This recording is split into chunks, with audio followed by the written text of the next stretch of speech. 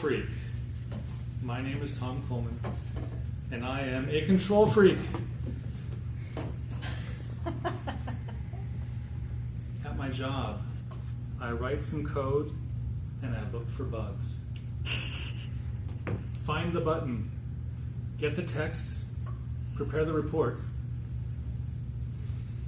Excellent, I'm in control. Sometimes, when I return home to my wife, that same tradition carries over. Go to the store, buy food, make me dinner. Oh, it didn't quite go like I know it did. Fellow Toastmasters, I'd like to talk with you about cycles and how if you recognize those cycles, an effort will give the best results.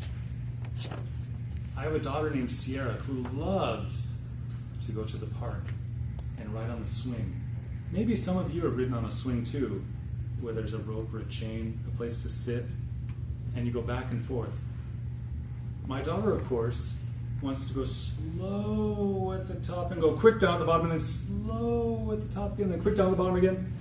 And she always says, "Father, push me higher, push me higher." So I watch the swing, and if I push her as she comes back towards me, she'll say, "No, Daddy, that's not the way you do it." You ever have kids tell you what to do? They know what's going on. They know the cycle is when the person on the swing is closest to you, that is the time to apply pressure. By recognizing the cycle, my effort has the best result. I'm in harmony with the cycle. Let's imagine you've met someone new and you want to be their friend. What are some things you can do? You can say hello, you can learn their name, maybe invite them to tea. Excuse me, I can see that you're busy at work in the middle of something. Could you look at me, please? Hello. That's an example of being out of sync with the cycle of this person. There's a time when they're busy and occupied, and there's a time when they're free and ready to socialize. If I'm able to recognize when this person is open for a visit, then my effort of saying hello is received and it has a great effect. However, if I approach them when they're busy and I say hello, my effort, my bravery, it doesn't have the benefit that I want.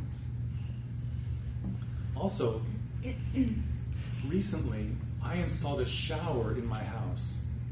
Water flowing inside of my house. I was responsible to make it do the right thing, so I wanted to get it just right. I researched and tried to figure out, but there were parts of the installation that were quite challenging. There were places where I got stuck. And if I pushed myself and I said, I've got to figure this out, I've got to keep with it, if I didn't allow myself to honor the cycle of sleeping and waking up, sleeping on the problem, waking up, if I did honor that cycle, then the solution would come and I would return the next day and say, yes, there it is. In nature, there are many cycles. The earth goes around the sun once a year. Each day, the sun rises and the sun sets. There are seasons throughout the year. Many of us do honor these cycles. Brian is wearing a sweater because he knows that winter is here. Other people haven't caught on yet and they're still wearing their summer clothes. But that's okay. I won't complain. By honoring this cycle of the seasons and recognizing that, okay, winter is here, I'll wear warm clothes, we're in harmony with that cycle. Have you ever had a friend that you wanted to spend time with, but every now and then they weren't available, and we might chase after them and say, hey, come on, let's go do something. That's an example of going against the cycle. Let's imagine that we go to the ocean and we see the tides going out and coming in. We don't tell the tide, hey, look, I want to have a party on the beach. This water cannot be on the beach now. I realize the tide has come in, the moon is in the sky, it's brought the water to flood the beach. We don't complain. We don't try to push the water out. We say, I will wait 12 and a half hours until the moon is on the other side, when the beach is dry, then I'll have my beach party. That's right. So it is with friends. If there's a time when they seem distant, just realize the tide goes out, the tide comes back. If a friend seems distant, don't be offended. Let them have their time separate.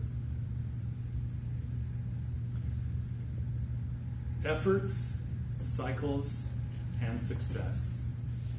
Whether it's pushing a child on a swing, building a relationship with a person, or installing a shower, if we can recognize the natural patterns and put the effort where it's most beneficial, we can find success in our lives.